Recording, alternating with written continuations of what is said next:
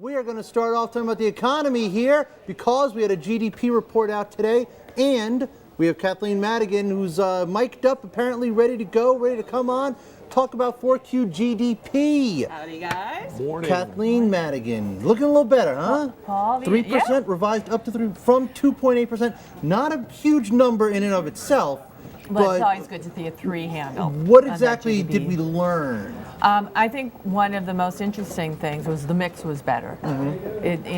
More of the growth came from demand, less from inventory building. And the other thing is the revisions to national income included some nice revisions to personal income. So the reason that people are spending more is because they actually have more money in their pockets. And I think that explains why gasoline prices have not hit confidence as much in February as much as we would have expected. I mean, I really expected that confidence would have fallen this month. Where's the money coming from in terms of people having more money in their pockets? Because it seems hard to believe that companies are actually paying people more when they don't really have to. Well, but it did come from wages and salaries, and it's because the Bureau of Economic Analysis has more up-to-date tax withholding data, and that maybe suggests either people are getting bigger raises than the data show now, or that more people are being hired than we thought. Or is it that maybe people are working overtime? Yeah, that would be included too.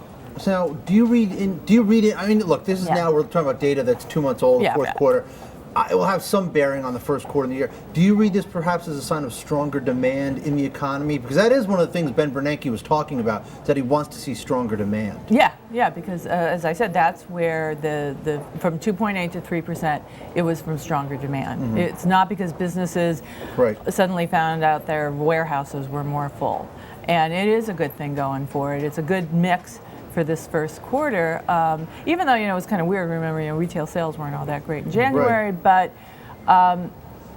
people have the money and the confidence to keep spending going forward, and we're such a consumer-driven economy.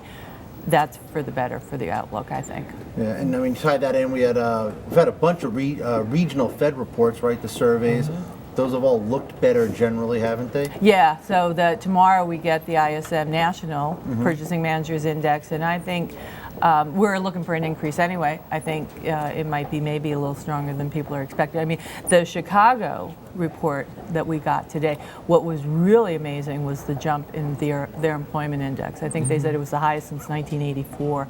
And in terms of the index number, right? Yeah, and it is a diffusion index, but it does mean that there is demand for labor out there. It's just, and it comes down to the education question. You have to have the right skill sets in order to get hired, and that leaves a big chunk of our labor force out. Yeah. Jumping back to the bachelor's degree in English, does that what kind of water does that carry?